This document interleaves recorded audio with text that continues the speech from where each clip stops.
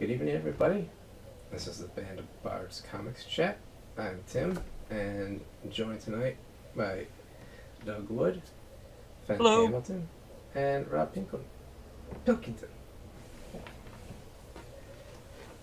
Get the first stutter out of the way nice and early. Thanks for joining me tonight. Really do appreciate everybody spending a little bit of their Friday evening with me, and hope to have a really fun chat tonight. Thanks for having us. This is a slightly less awkward version of Between Two Ferns, to be completely honest.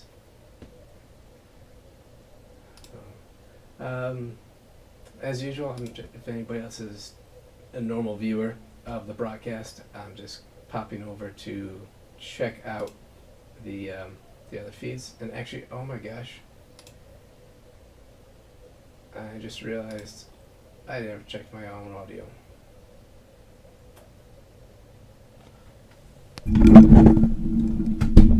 This helps, doesn't it?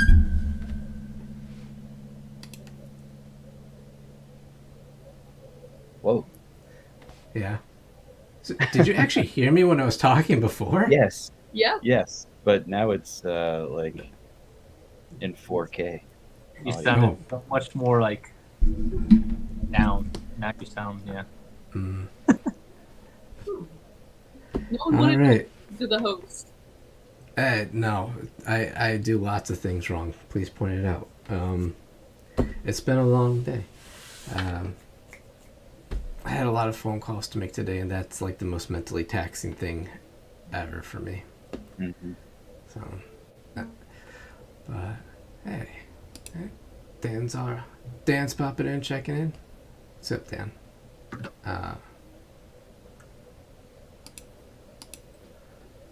Okay, now I'm gonna go check the other feeds real quick. But real quick, where's everybody tuning in? Or where's everybody at tonight? I think we're all over the map. Chattanooga, Tennessee. Ooh, the Noog. I'm in slightly south of Kansas City, Missouri. Oh, wow. I'm in Los Angeles, California.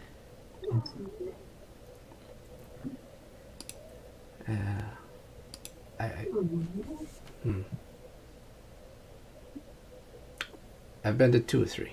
I had to think about that for a second. I forgot I actually have been to Kansas City a few times, not just driving through. Man, these concussions really add up sometimes. Been through Chattanooga only on drives. I never had the pleasure of stopping, but I would always say it's one of the most gorgeous places to drive through. I mean, Tennessee as a whole, just a gorgeous state, but the drivers through Chattanooga, fantastic. It's one of the most biodiverse areas of the states because Chattanooga's in a bowl between two mountains. Mm-hmm. So we have a ton of native plants and a lot of organizations that try and cultivate those to keep them luscious in the area. Nice. LA, not so much biodiverse, is it? No, we're desert. But nice locales. And yeah. Very hot. Know if you can hear my dog Oh. Is that cool? freaking out right now. I'm gonna go feed her actually and be right back. Oh. So she's not like this for an hour. Oh. You can't interrupt dogs' dinner time. By like 4 p.m., my dogs are just staring at us very demandingly. Yeah. So, Rob's out a little bit. Right, like we typically do on the Bardcast. We have a new guest that we guest who's maybe returning. It's been a while.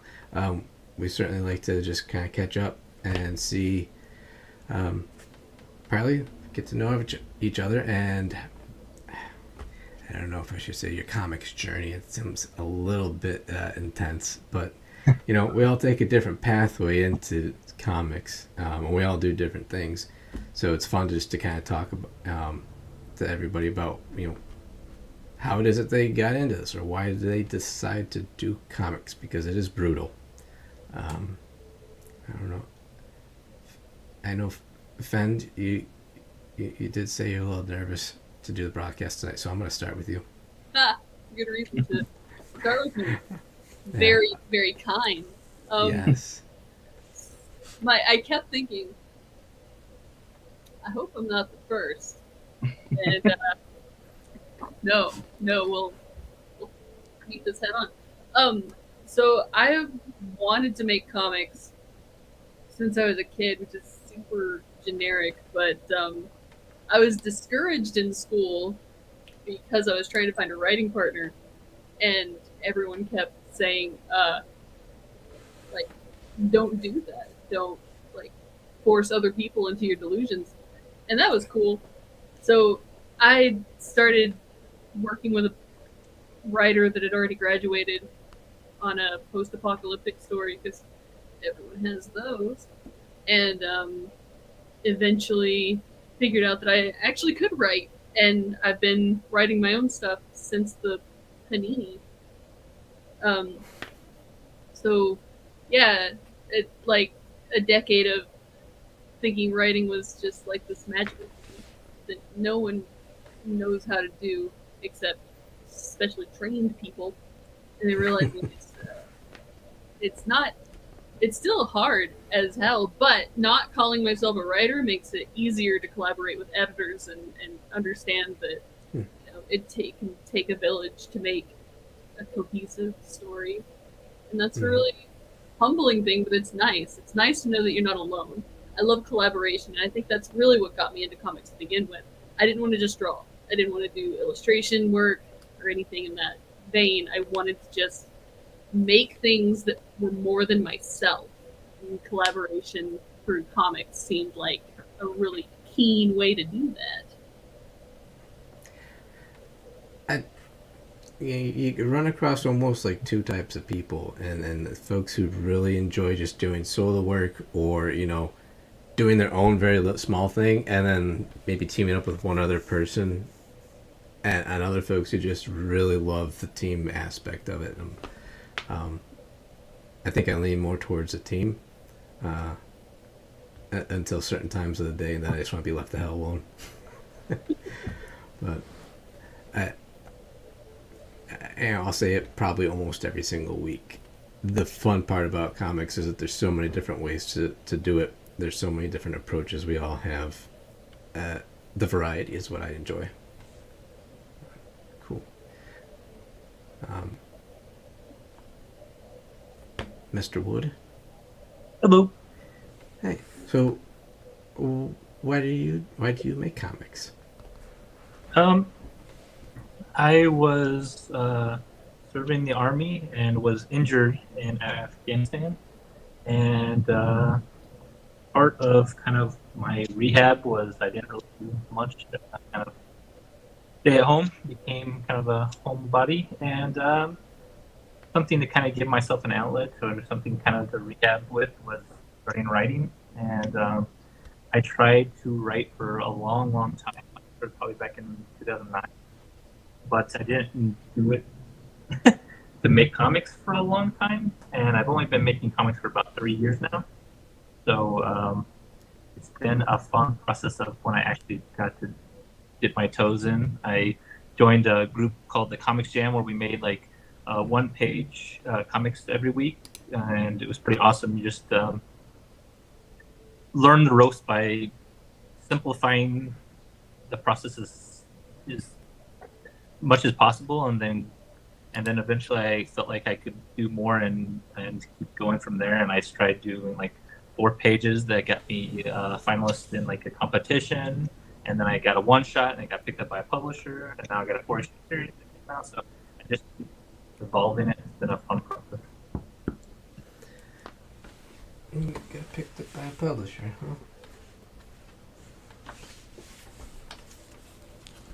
I mean, these guys. One of those. Yeah. Yeah. Right Thank down you the for. pile.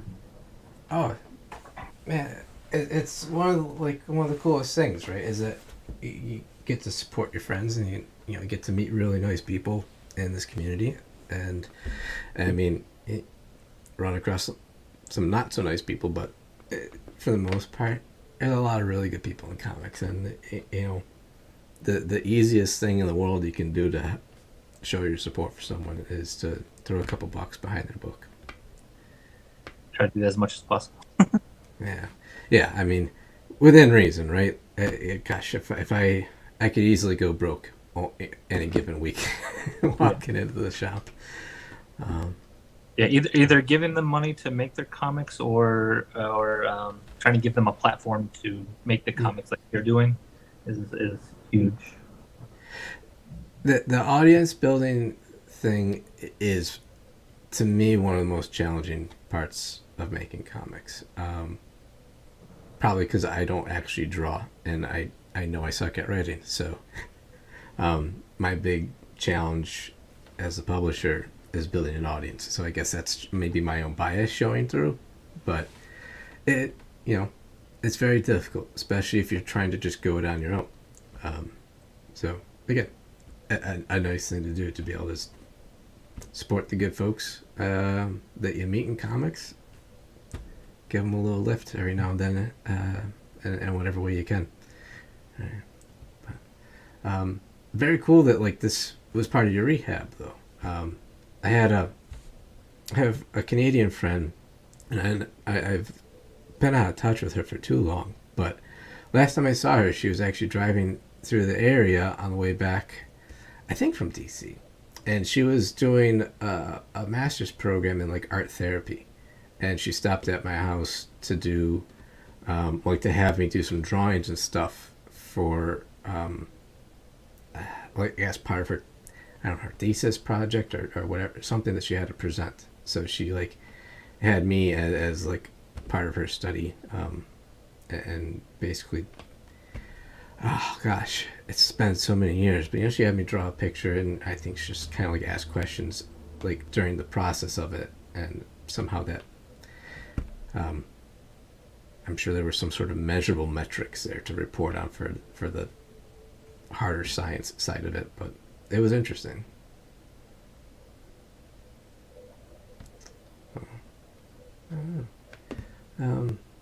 Rob, Yo, how's it going? going swell. I'm doing better than Yeah. my dog right now. Who even after dinner is still very grumpy. So I apologize if you hear some whining. I usually end up having Martin Van Buren come and visit me at some point during these broadcasts. So, Okay. yeah, he'll just come up and like stare at me like, "Why are we not going to bed? It's dark." But so you write comics, right?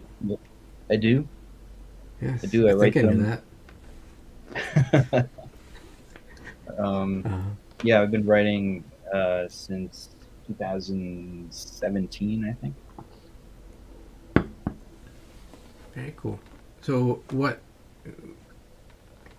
motivated you or spurred you to decide to make comics? Well, I had read comics growing up. I was a big X-Men fan and a big Batman fan.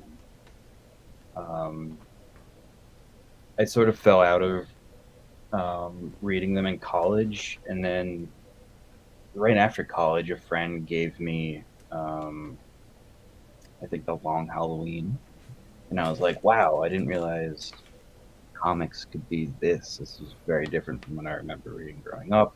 And then I jumped into a whole bunch of stuff from there, and yeah, just reignited like my passion for the books. And I was already writing screenplays, trying to get. I went to school for film, so I was already writing, and then just a weird by chance opportunity came up with a wonderful artist named Benjamin Philby, in the UK.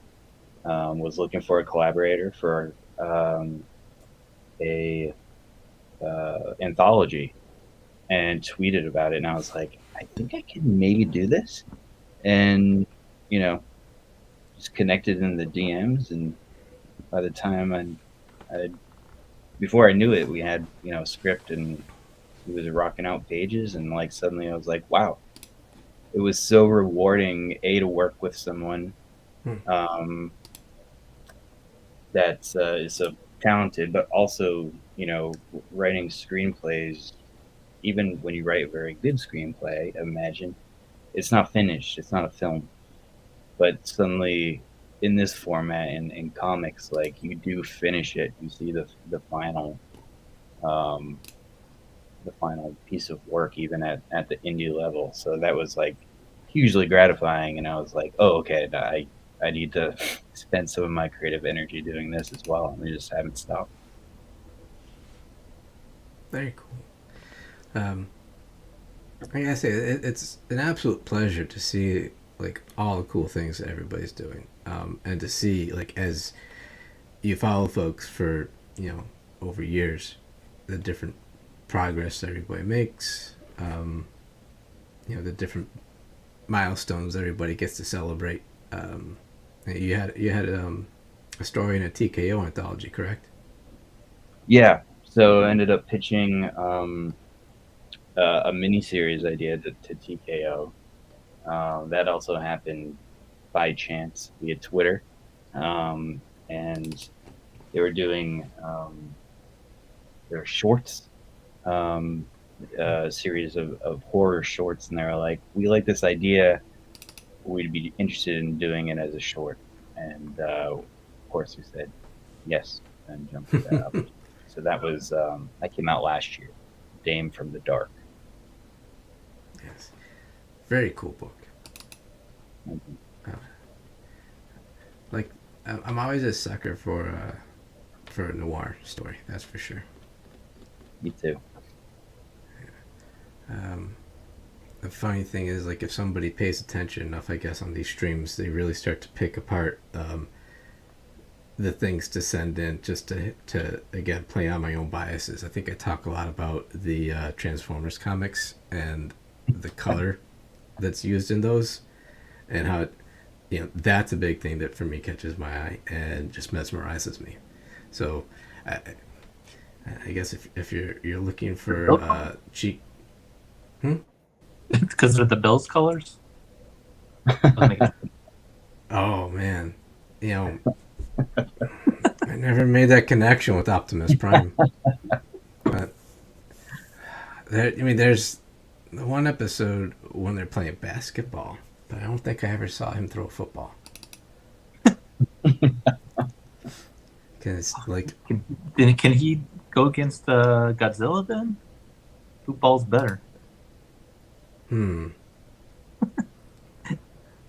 There's a crossover for everybody. But, if you can't tell, I am in the background trying to pull some things up because I let time get away from me, and I'm usually a bit more prepared for these, but I let time get away from me this evening, and because Thor was on TV, so my brain just decided to stop working, and I'm watching until like the final scene, and I'm like, oh crap, I need to like get myself upstairs and get ready for the broadcast. But I just wanted to make sure I pulled up a page from everybody's story and from the static.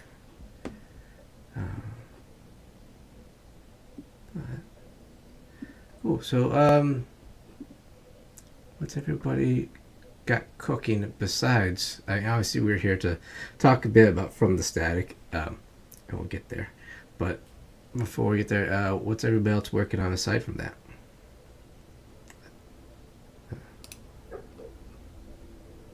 Doug, would you like to go first? Oh no. I'll try to limit it because I'm a crazy person. Big Hype Volume 3 is currently being worked on right now. We just sent 2 to the printer. It's like a 400 almost page anthology with a bunch of cool creators like Rob, and that one is a success. So we're going again here shortly. And then as well as I'm working on a kind of crime story that I just working with an editor on, and she's been amazing. And I've been trying to do that for a long time, like get an editor, and I finally found one that works. So it's awesome. Very cool. I'm excited for the future iterations of Project Big Hype. Obviously, we're big fans. Yeah, I keep just dropping these things, but not really. I gotta pull this up because I have to say and acknowledge that like this book here it was a great way to not say talent scout, but like you go through here and you see whose stories stand out, which ones impress you, and like maybe just get to see some more people who, it's hard to keep track of everybody just through Twitter. Yeah. And these anthologies are awesome ways to get exposed to a lot more people you maybe otherwise wouldn't. And there's it got to be a point where like sorry.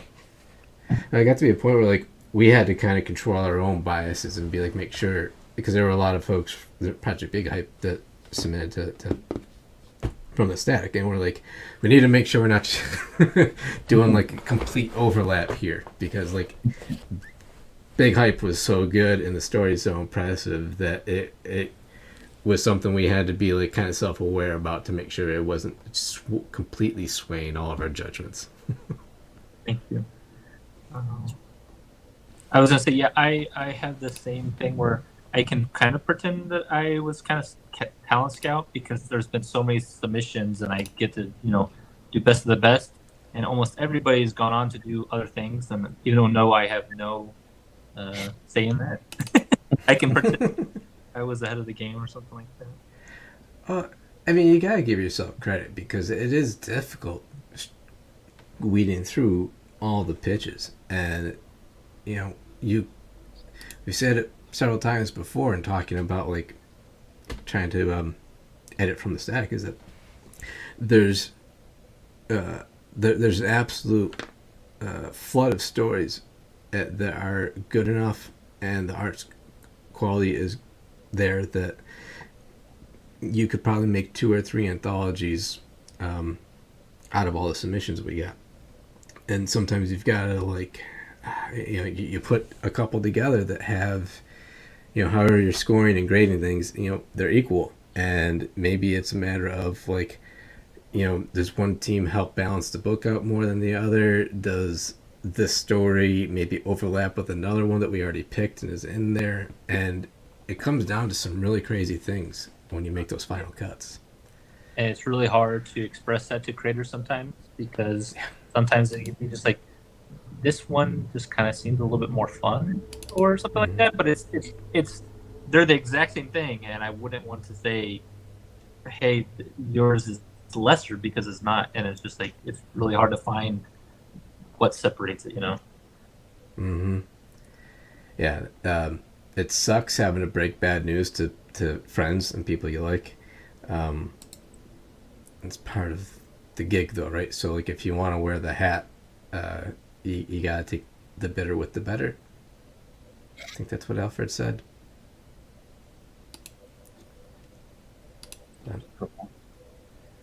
Yeah. But I could go down a rabbit hole and talk on that for hours on end, probably. Yeah, sorry, I've got to go along too. No, not you at all. It's me, right? Like when Brent was on here last week, we talked a little bit about anthology editing and selections too, with the Color of Always, and I saw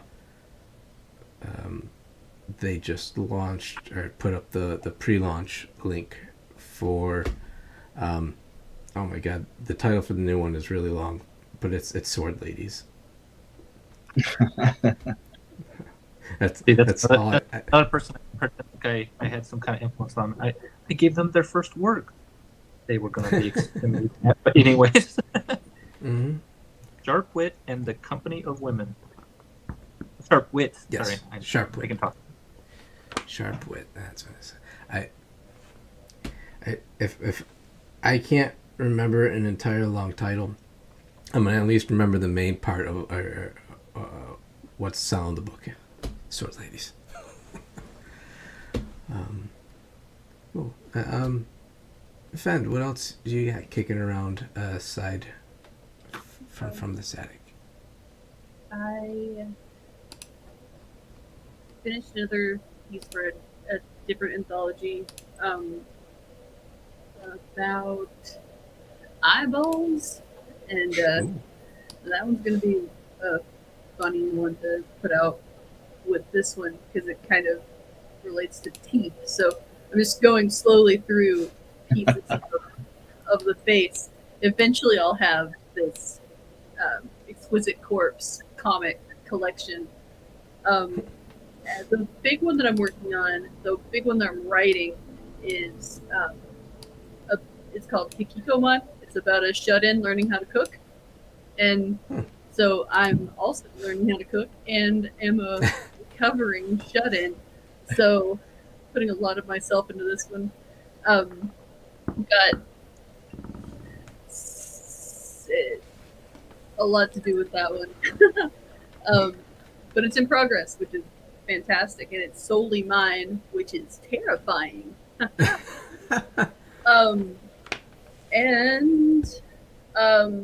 I've worked at this print shop for about a decade, and I'm going to make a book about printing, both about getting files prepped and like general knowledge, but it's going to be very slice of life, and my boss is going to let me have some time to work on that, which is super fun. It's a really artsy little print house. A lot of like Artist Alley people use us for books and stuff. A lot of prints, a lot of art prints we run with like white toner and specialty options and stuff like that. A lot of French paper, so it'll be fun to make a comic about my job. Everyone loves reading about other people's jobs, right? Yeah, that's really interesting though, because like there's so many facets to printing, and I mean you can completely understand why Dwight Schrute is so fascinated with paper and paper products. But like you start doing this stuff, and if you're the person on the team that has to talk to the printer, and for us, like both Chris and myself, we share that load, right? We, depending on the different project. But my gosh, is there so much that you can learn about paper, and you know the fact that yeah, there's some nice thick paper that comics get printed on typically, but that is by no means like a high end paper. Mm-hmm. It's just thicker. Yeah, so different weights, different. You got the cover weight, text weight, whether or not it's got acid or acid free. Archival is a big part of it. Yeah, it's a lot, and again, a decade. So I could talk about paper. I can talk all night about paper if you wanted, but you don't. No one does. No one should love me. It's illegal. I like this the idea that have you ever the anime, I think it's called Bookseller Honda-san? He's like a skeleton face and he's trying to sell. Yes, that kind of reminds me of something like that, like slice of life, but also kind of giving you information about how manga is sold in a bookstore and stuff like that idea. Yeah, definitely what I'm going for. I don't know what I'm going to do with it exactly, but I really like outreach and teaching about making comics. It's been a thing that I've had the ability to do at a lot of different events. So being able to put some of that in there too is going to be fun somehow. Awesome. I don't know. That's probably going to have like a lot of information that's valuable for people that are trying to self-publish or run Yeah. a small publisher even. So, I mean, there's certainly you could say that like it's a niche market, but it's also something that like it straddles between slice of life and just a fun, entertaining story, and also almost like textbook in a way. Yeah, yeah, having a glossary of terms and being able, because I'm printing it through Word, being able to use a bunch of different paper stocks in the book that I can reference, like in the story, like switch to a different paper stock, and the characters notice that happened and explain what just happened. And it's called a tip-in. So you have a colored section in a manga that is a tip-in of color, and then the rest of it's printed black and white. It's really economical and it's fun. Yeah, Yeah. that'd be cool. I mean, I would almost say like that'd be a neat thing to see. Like, have some. There's so many different like comic instruction type things, right? Gail Simone's comic school is one that most people are aware of. And if not, you should be. I'm trying to think if it's comics experience. Is that the one? Yeah. I think out of like Kentucky, I think. But like they did a bunch of instruction. Like there could almost be a demand or a very good strong market for something like that among those different instructional entities. There's even some like college studies programs where they talk about the comics industry and comics studies. So like beyond just making comics, but like the whole business side of it. Like I don't know. If I was in any of those programs, I would definitely want a book like that, because like the more you are able to understand the printing aspects and all the different paper options. And yes, one of the most frustrating things in comics is learning the jargon, right? Like when we talk with Diamond, it's like, please, I wish you guys gave me a freaking dictionary so I could speak with you and understand what the hell you're telling me, because I absolutely need a translator. Yeah. And that's one small facet of it all. So Right. Yeah, I think about that a lot with new clients too. Like someone coming in for the first time trying to make a book. Worst case scenario, they've already made the book. It's 150 DPI. They set it up with no margins or gutter and no bleed. So also they have to redraw a lot. And I try really hard from the get-go to get people to contact, even if it's not us, just contact your printer and talk beforehand. Make sure you know the limitations. Make sure you know how big a book can be. Because if you have a 500-page book and your printer can only perfect bind 250, you have to make it into 2 volumes, and you have to know where that break is going to be for the 2 books. It's fascinating and terrifying because it's real money. It's real effort Yes. people put into things that they didn't realize that their life's work was in 150 DPI.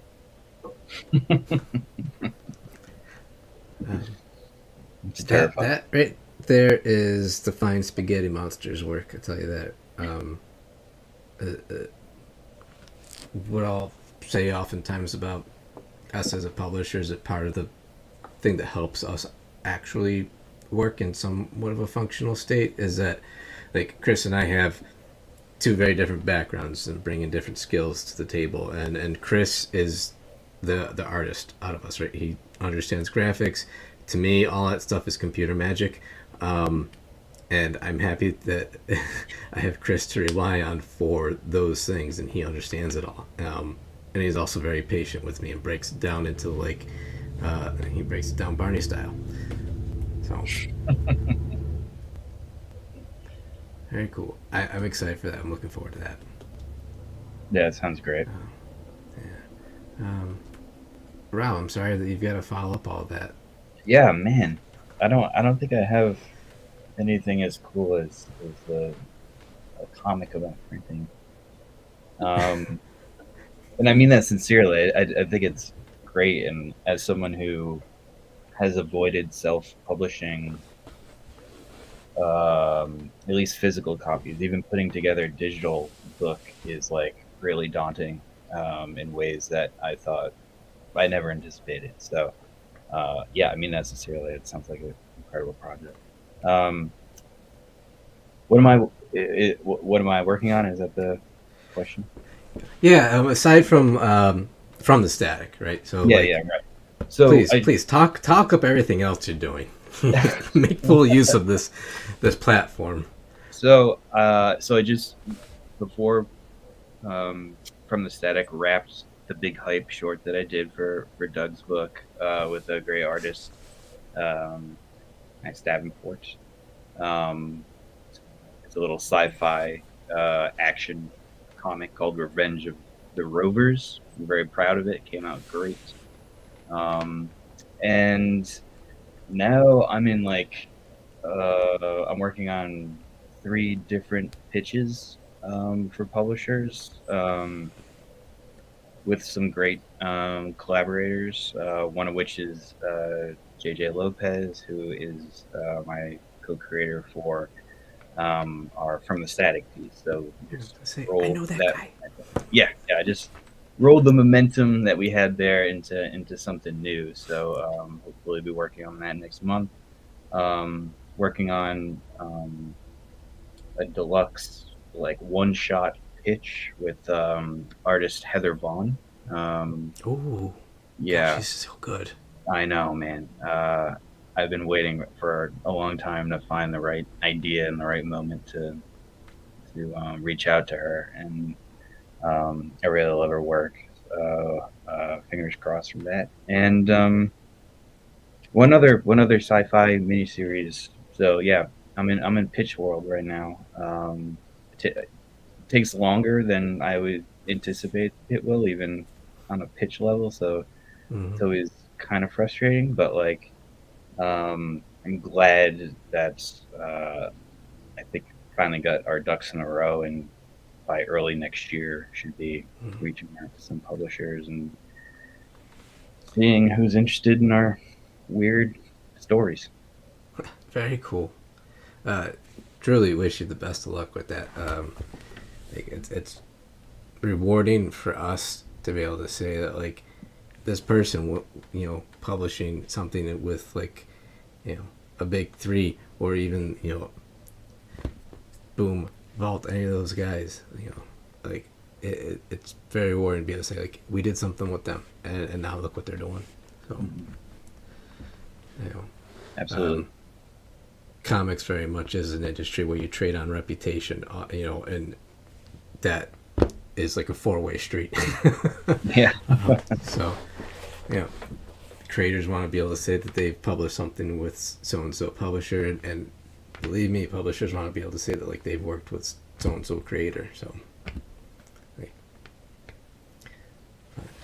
that's exciting. You got, and when you hit those strides too, and like you just get a nice burst where you can knock a bunch of similar work out, especially something like a pitch packet, which,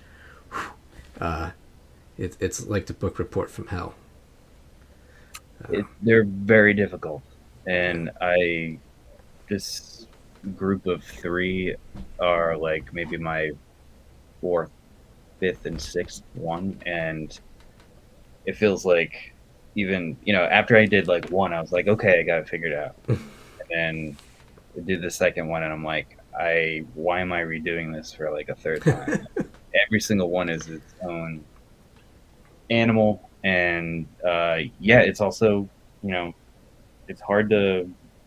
There's no rules for that stuff, so you really have to figure out what the best way to present the story is, and also just like try and respect editors' time and attention span. Like you're most likely going to be in a slush pile. Like you cannot afford to, I don't know, spin your wheels. You have to get to the point, the selling points of a story, the business, sort of aims of the story, and, showcase the art too.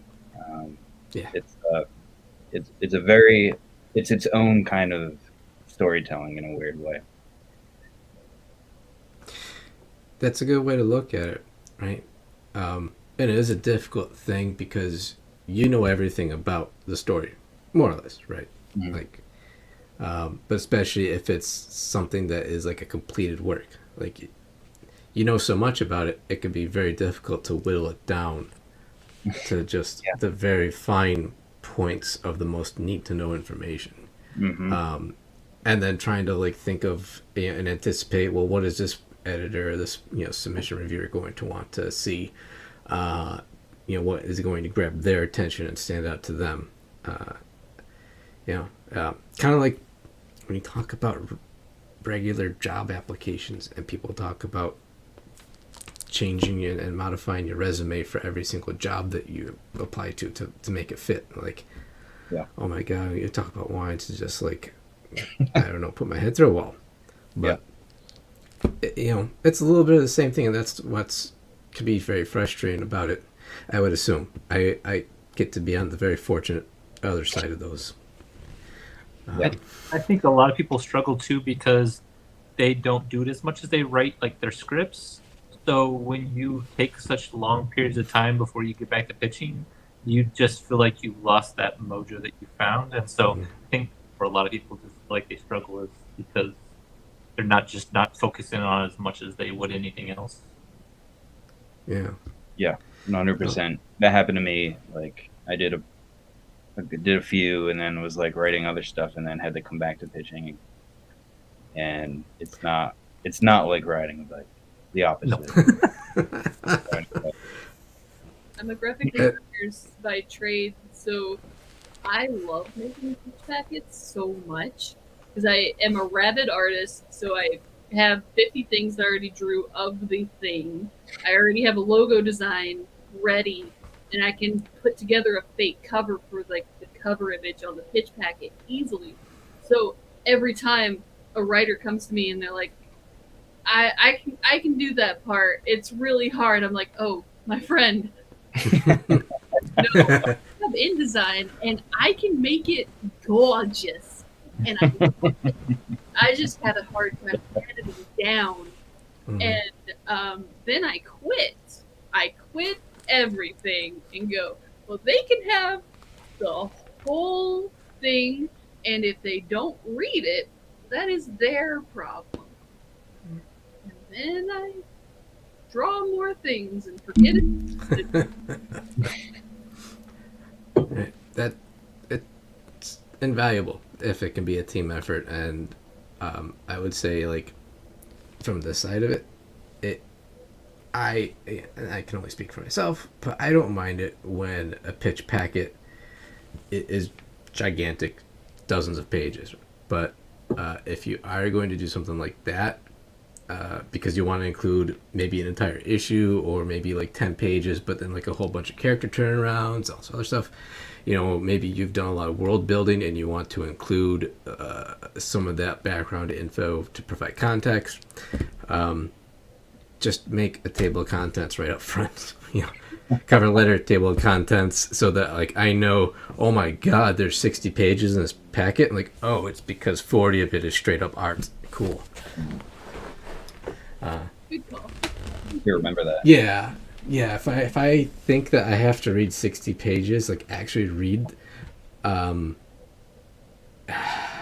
gonna skim it, and if anything, because I hate to like say that like, this is too much, not even bother, but like there's a lot of things to do in a day, and reading a 10-page document can sometimes take me a while. So yeah, Totally. big strategy to that. On that, we have a lot of like kind of useful things within the Band of Bards Discord, especially for Bards. There's a lot of private channels for our Bards.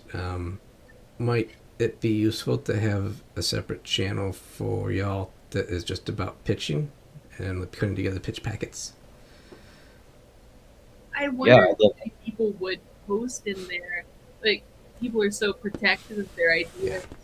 But if there were resources on the website of sample pitch packets, or maybe even a pitch packet of a project that is already finished, completely finished, so that there's no spoilers, and just say, this is what the final Gamble kit packet looked like, you know? That would be amazing, because there's not a lot of transparency out there. You might find a guideline or two, but most places don't even accept them. So when you're making it, it does feel like you're just blindly wading through a bunch of nothing. Absolutely. 100%. Okay. I can do that. And that's the tricky thing, I think, with running this Discord and trying to offer some of these channels is that I certainly don't want to be like, hey, I'm making this for you, and then sit back like, ha ha ha, I am sneaky and learning all this stuff. But like, you know, it's all about trying to just provide that forum, and you know, people can share whatever they want to share.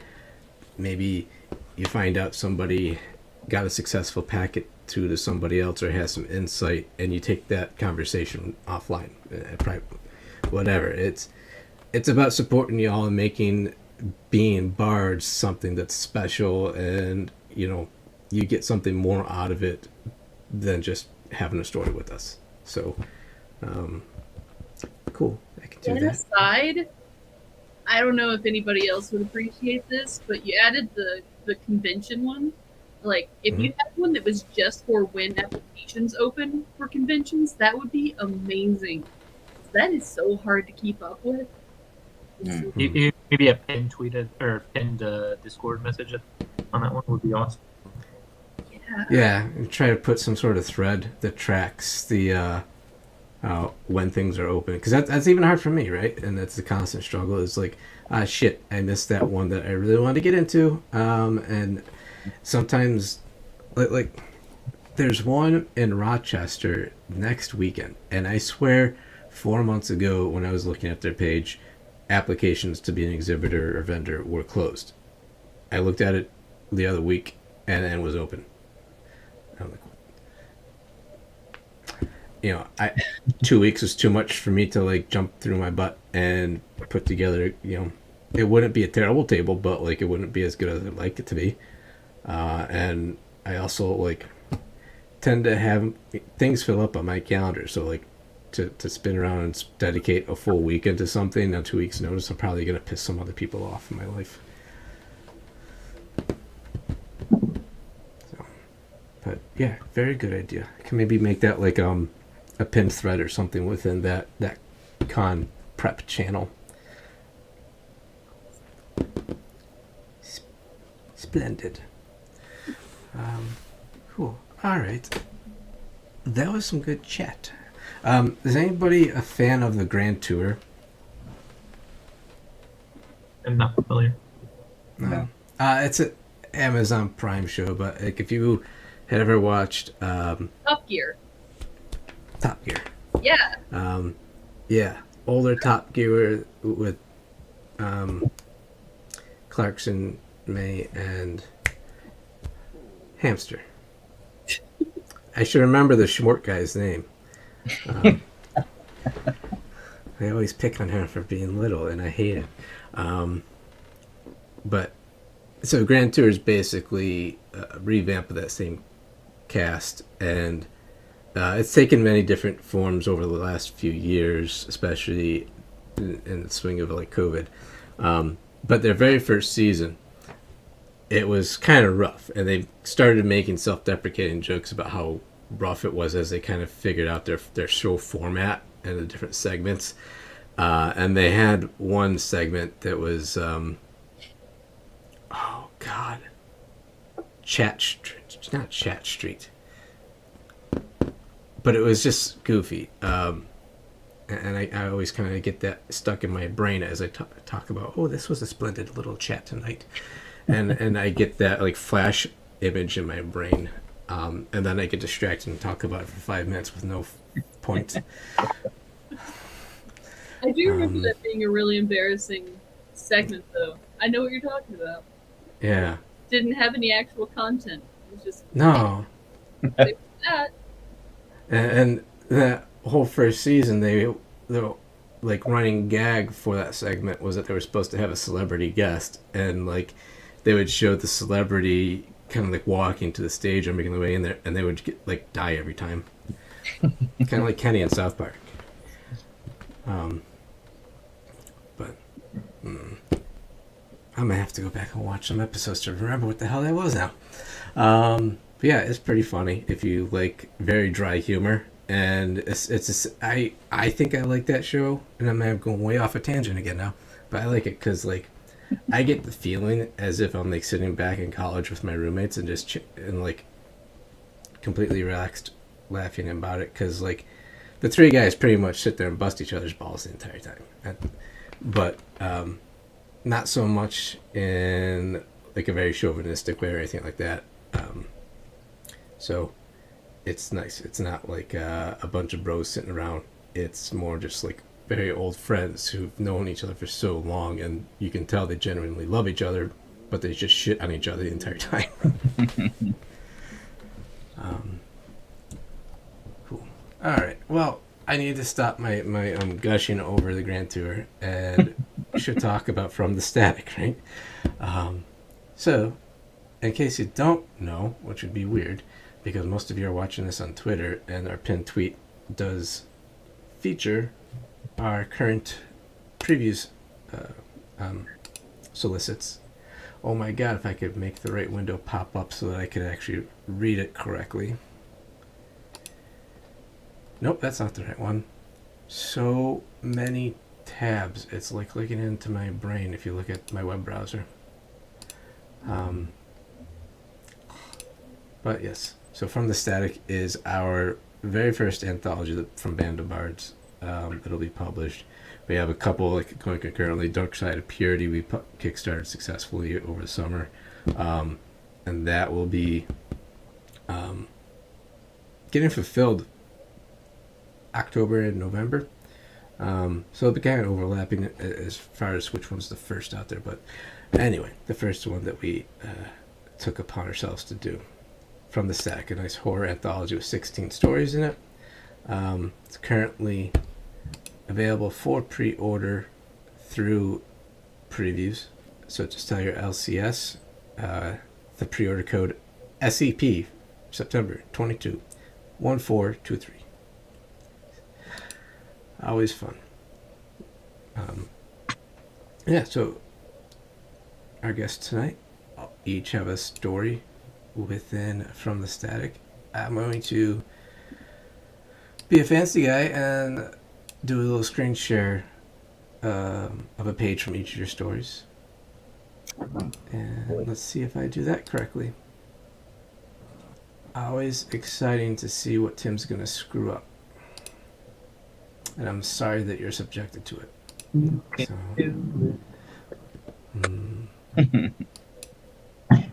hey, look at that. Whoa.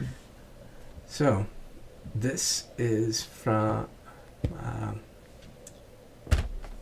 this is New V to You, and I have to say, like, the first time it came in that we were looking at it, I honestly had to stare at the title quite a few times and, like, trying to figure out if I'm saying it right, this or that. But, no, this is... I think the quirkiness is what first caught our attention, and then as we just continued to look at it and mull over the pitch, we were like, this is really cool and really screwed up, and we love it. But yeah, for anybody who's unaware, this is a story from Fend and Aaron Keepers. Nice. Yes. So I will turn it over and just ask Fen if you would like to tell us what New V2U is about, and if I'm even saying it correctly.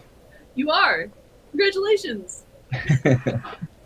I'm Good publisher. curious. I've always had titles that are just the worst for pronunciation, but that's a aside. So I have had this idea, like the bare minimum pitch for this idea in my head for like 15 years, and the idea was to just in a world where everybody has their cell phone implanted in them, and all of the upgrades involved, and just like the lower rung guy that still has version 3 when version 15 just came out, and all of the trials and tribulations involved in that, not being able to use your own body the way everybody else is around you. And I'm a rail fan. I like trains, so my stipulation when making this was that there had to be a train involved, and Erin kept her word. There is a train. You can see it. It's right there. I like drawing trains. Yeah, this is so the implants, inner ear and teeth. That's where it all started. Was teeth horror. That's fun. But it evolved quickly from that because Erin wasn't really invested in teeth horror. Who isn't invested in teeth horror? I said proudly, and no teeth horror for us. So there you go. That, I don't think that answered anything other than yes, you said. Sorry. I like it because clearly I can't stay on message and focus on anything for more than 2 minutes. So I appreciate it. Yes. But these little things in the ears, they're the new V, if I remember correctly. Yeah. So yes. The new V is the implant, and the used new V store is new V to you.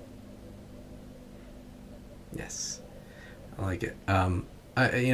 The cool things about this to me is that it certainly touches on something where like the technology itself isn't that fantastical, right? Because Elon wants to put chips in all of our brains and basically do exactly this to all of us. Don't sue me. But like there's some great suspenseful horror built up in this when this person's tries to upgrade with their device through kind of a shady secondhand shop, and things from the previous user start to bleed in, and I probably leave it at that without getting into any spoiler territory. But you can imagine if if we all needed to have computer chips stuck in our brains, like Lobot, in order to perform our jobs and everyday life, and you got like a shady secondhand brain chip from some dealer stuck into your brain, what might happen. But it's very cool, and I have to say I love the effects on the pages like this right here, where you can kind of see the actual reality scene, but you're seeing an overlay of the new V heads-up displays and stuff. So very cool panel and page composition with this one. Thank you so much. It was really fun. Joni did a great job with the flats. I had an excellent flatter. If anyone ever needs one, Joni Miller. Ooh. Cool person. Unsung heroes, right? Flatters. The best people.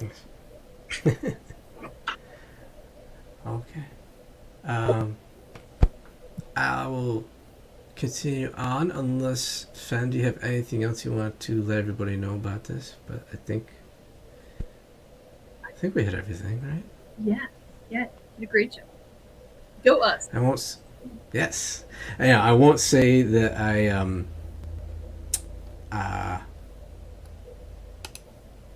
won't say that I can remember every single pitch very well because there were so many, and I won't be so arrogant as to think that I can remember them as well as each of you. So I'll spare everybody my ego. The next one I'm going to share. Doug, you're looking very excited. Let me... Oh, Christ. I pushed the wrong button there. No, I don't want to invite a new guest. I want to share screen.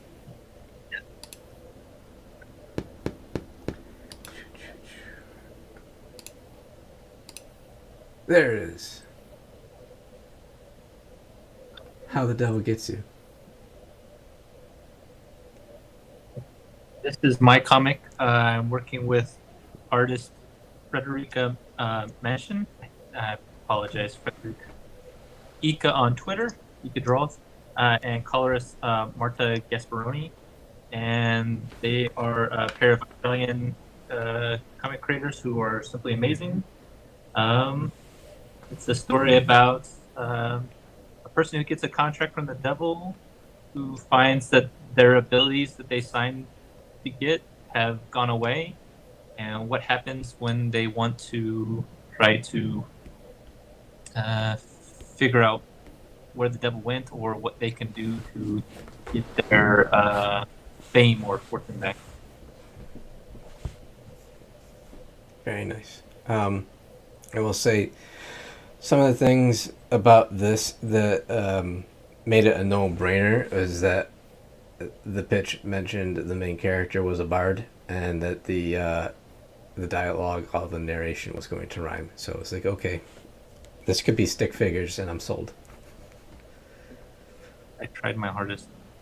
I will say, if you like our pairing, we will be back for another Band of Bards anthology, Among the Stars, where we do sci-fi romance. So look forward to this team again in Band of Bards. Yes, that's gonna be a fun one. I shouldn't say give away too many of the details on it, but basically, early 2023 we'll be launching that one for the old Kickstarters. And that's an exciting project. That again, with Elise and Russell and CJ Hudson leading the charge there. Jokes on Elise and CJ because they don't know how much we're going to make them do editorial wise just yet.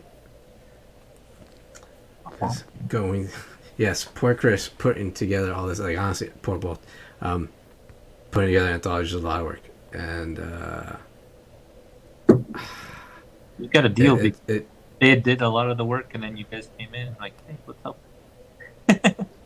That definitely is going to be a much different setup, right? Because that was their idea, and they had done a lot of legwork on it already. And if they hadn't, I don't know if we would have been able to pick it.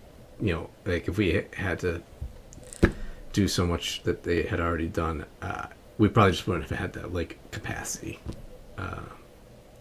It's a lot of work. We've already said it so many times, but it's a lot of work putting together an anthology.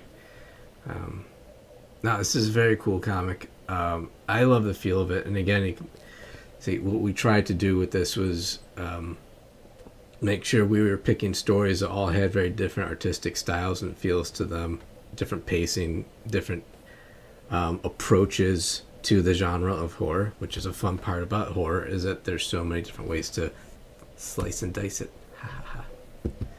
Comic Book Yeti appreciates that one. So yes, very cool. I like the design of the devil in this too. It's like if Sam Malone was the devil.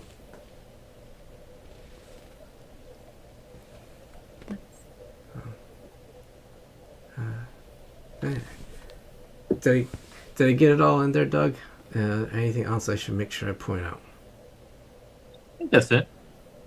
I think so. I mean, without giving away like spoilers and stuff, yeah. But this is a fantastic comic, another great story. I'm not just saying it because it's our anthology, but I don't know. I genuinely love every single one of the stories in this anthology. So, which I probably should, right? Like, I put this anthology together. Stories suck, but whatever. I still haven't read any of the Big Hype comics. I just used a random number generator to decide who got in. Mm-hmm. Oh, man. I shouldn't joke because there probably are some that would do that. All right. Rob, last but not least, we got the Angler. Yeah. My God, when we talk about colors and preying on my own biases, a comic with coloring like this is going to get me salivating anytime. So Yeah, our colorist was Ellie Wright, and she did an amazing job um, because she's incredibly talented, but also because so the light and color is very important in ours. Most of it takes place underwater, and it features this monster that has bioluminescence. So there's storytelling logic that we had to keep consistent and bump just the right ways through the 10 pages, and Ellie really stuck with us as we were getting colors in and actually figuring out like what worked and what didn't. So she was really game for helping us figure it out, and um, making sure that we got it right, and I'm very pleased with the final result. yeah, just an absolutely beautiful piece. The whole thing, and but when you talk about different approaches to horror, I don't know if there are um, too many things that are more terrifying than deep underwater and deep in space. Yeah, water's always scared me in particular, and this is like supposed to be bottom of the ocean sort of thing. So Mm-hmm. yeah, once we had the concept, it was pretty easy to come up with the images that we thought would be the scariest. Yeah. Can I put the chickens in? Do you want me to? I'll put 'em in. Alright. Alright, I'm Yeah, sorry. love you. Love you too. But yeah, it's one of those things. Like I always think of the abyss, and Yeah. you didn't have big scary monsters in the abyss, but that tension of being underwater and knowing that you're so isolated and that the one wrong move is going to be absolute catastrophic disaster. Like Yeah. I don't know.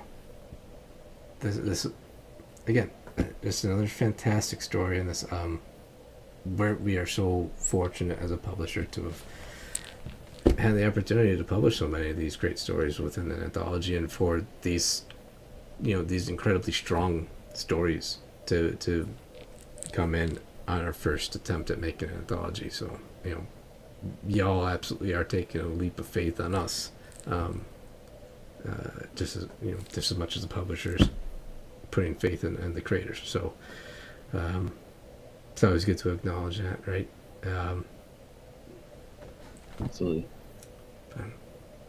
And I should shout out co-creator here is JJ Lopez, who is an amazing artist. I don't know why he's not like doing X-Men right now or something. He's really great, and I am committed to keep working with him as long as I can before he gets scooped up by the big guys. And Jerome Gagnon did our letters as well. Mm-hmm. Yeah.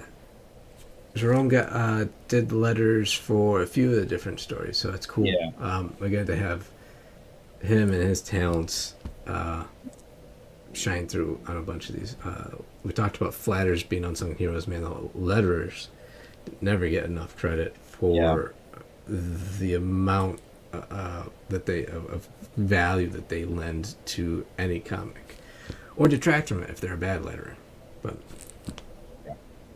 yeah, I as a writer, like every stage of seeing the art come to life is like special and amazing. And of course pencils and inks are like kind of the bulk of the surprise and the excitement. But like once lettering gets laid in there, there's something different about that part of it that makes it feel like really real. And Jerome did an amazing job with us. yeah. Cool. I just keep looking at that gigantic jaw. Oh man. Yeah. All right, folks. If you haven't already pre-ordered from the Static, absolutely make sure you put it on your pool list. And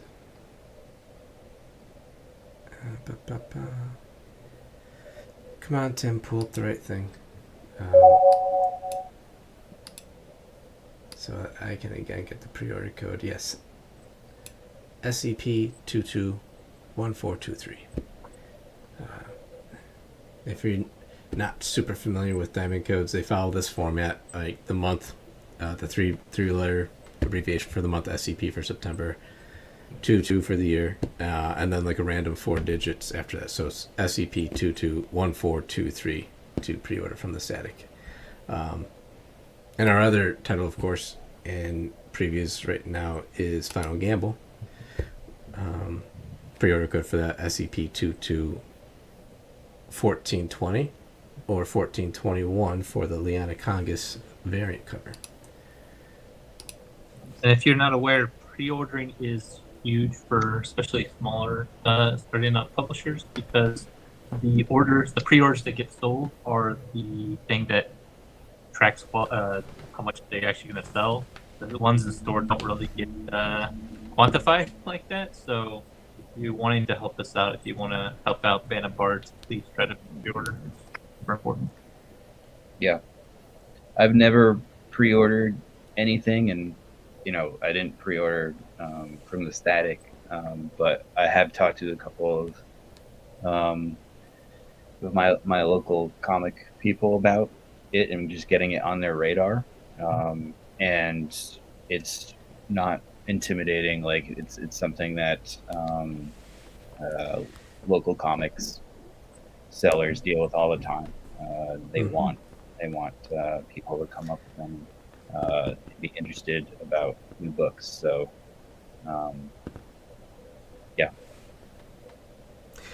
Yeah, it's I'm so thankful that so many folks involved from the Stack did take those steps. It's right. Getting those books sold, it's a partnership, right? Publishers sitting back and expecting creators to do all this selling and marketing is ludicrous. And if creators sign with a publisher and think that's it, like, you're just kneecapping your own books, right? Like, granted, Yeah. if you're in an area where there isn't a local comic shop, that's a moot point. But like, anytime a creator can get to a shop and say like, hey, guess what? I've made a comic and it's available for pre-order through Diamond right now with this publisher. Like, you really think a local comic shop owner is going to be like, oh, cool. Like, that's like the easiest way to sell a comic is like, hey, I'm like one of your customers, or like, hey, you might not be my actual local comic shop that I stop into all the time, but guess what? I'm a local writer, I'm a local artist, I'm a local creator, and I'm being published with this publisher, and it's available right now for pre-order. Like, it's a no-brainer for them. Always very much appreciated to get that extra little bit of help, because then that frees up a little bit of my time then to cover down on other areas where there isn't basically some sort of like physical extension of myself. Right. And then again, of course, like, as anybody's paid attention to some of our other stuff, the idea with our street team is to basically be a way to have a physical extension of myself, and because somebody going into a comic shop is going to be way easier to convince a shop owner to buy that book than just somebody calling up the shop and trying to strike up a conversation with them. I was doing some of that today. It's not like, it's not like Indiana Jones trying to get the stones from the evil flaming skull, but like, it's not the easiest thing in the world, and you got a very limited amount of time to make sure you're keeping their attention of the shop owner, and also you're not alienating them from so that you're pissing them off and deciding I'm never buying anything from you. So that's a delicate practice. Anytime we get a little bit of assistance getting those pre-orders up, it's super appreciated.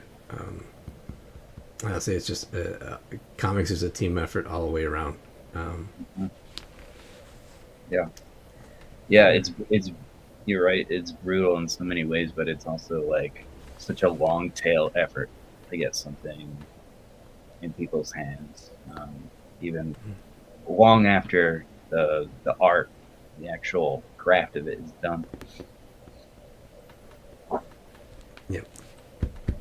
Yeah, you mentioned pre-orders being so important. One of those things is that the cost of paper has skyrocketed. It's like doubled and tripled year over year. So Well, you yes, really have to, yeah, right? There's something about that. Yeah, when I'm placing the orders for all of our books, I have to. It's not a clear-cut science. It's not an art. Like it's a lot of thought that goes into like, okay, here's the for sure pre-orders that we got.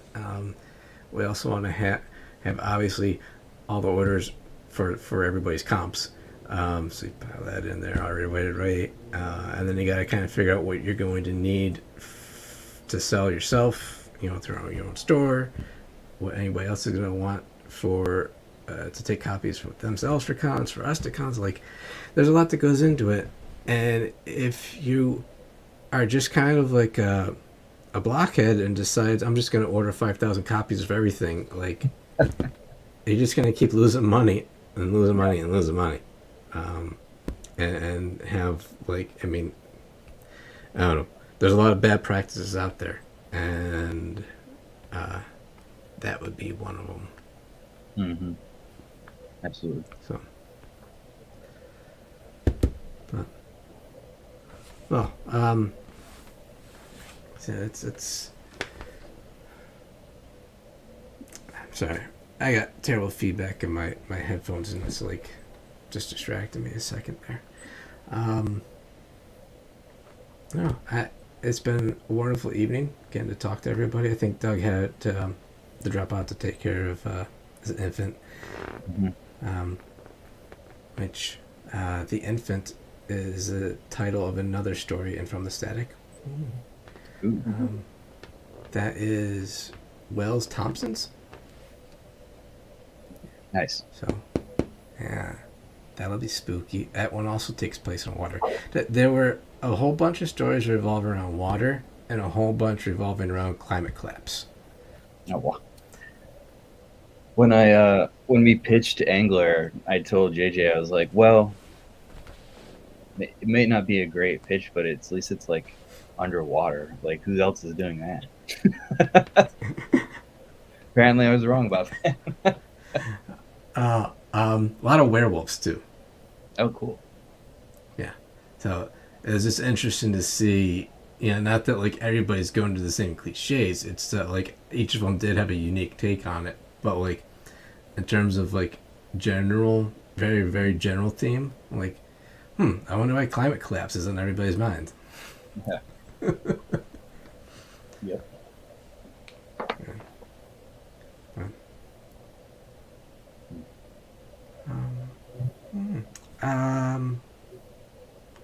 Anything else y'all want to talk about, or pitch, or make sure you cool. We're hitting the point where my brain is starting to clearly fade because I can't even string a thought together. So that is the rough thing about doing these on Friday evenings. Yeah. I hit a point where anybody who watches regularly be like, oh, he's completely gone into goblin mode and can't string together a coherent thought. So, but we do like to end, when I remember, end all of our Bardcasts with a PSA from a firefighter. So, say this not to pat myself on the back, but just for reassurance, everybody, I am a firefighter here in my town. So you're not getting some like snake oil kind of PSA. I'm not selling candles that smell like my genitals, anything like that. You're getting the real stuff. At least Rob understood that reference. Fend, if you didn't, I'll make sure to clarify it. I just don't want to specify who I'm talking about because, again, don't sue me. So, very easy PSA, right? Football season is here upon us again. If you're not a football fan, please know that Buffalo Bills fans are noted and notorious for being absolutely insane in their tailgating and partying antics. Search for videos of Bills Mafia, you're going to see people getting power bombed through folding tables set on fire. It's a thing we do here. So my PSA is to not power bomb your friends through a folding table that you've set on fire. Be very judicious and responsible with your tailgating. Party hard all you want. Make sure you've got a sober person to do the driving, and make sure you never wander away from your friends on your lonesome as you're inebriated. There's a little creek that goes behind the Bills Stadium, and one guy got a little bit too intoxicated and kicked out for fighting from the stadium and wandered into that creek. This was like in a November, December game, and unfortunately passed away. I think he may have passed out drunk and drowned. Either that or hypothermia. So be safe when you're partying. Go have a great time, but be safe for yourself, for your family, and for all the people around you too. That's my PSA. Excellent. Hey, I thought of a good one for change. All right, folks. As always, thank you for tuning into the Band of Bards Comics chat, either live or on the recording. If you did like it, please share it. And again, I don't think I've mentioned it yet, but please pre-order from the Static. Rob, Fend, thank you very much for joining me tonight. Thank you for having me. Thank you. Yes, this was really fun. Fend, we're gonna have you back on to talk more about your paper book. Oh yes, or just paper. I will gladly talk about it. That actually is a very valuable topic. We have to do that. In general, I've been a wealth of knowledge and a thorn in a bunch of people's sides over this knowledge. I will gladly share it to people that actually want to hear it. Woo! Yeah, that is a deal. All right, everyone. Thanks for coming. Next Friday, oh my gosh, as I look at my calendar. Next Friday will be the first Bardcast live stream. Following the new edition of previews. So, like a smart little marketing guy, I am going to start having that first live stream following a new edition of previews focused on our new solicitations. Yeah, exciting stuff. Maybe I actually am starting to rub a couple brain cells together and using these things effectively. All right, folks. We'll see you next week.